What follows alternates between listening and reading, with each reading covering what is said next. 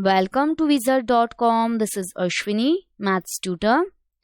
Our question is, which is the odd one out in this set? IK, IA, IU, IO.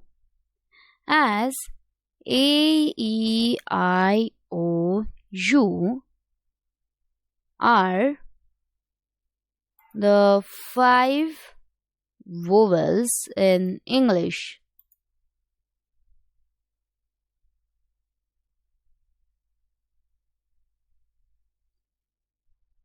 And we can observe here all I, A, I, U, I, O are combination of 5 vowels. Only IK is odd.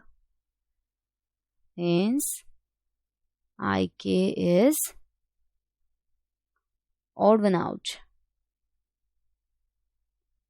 That is our correct option is option D.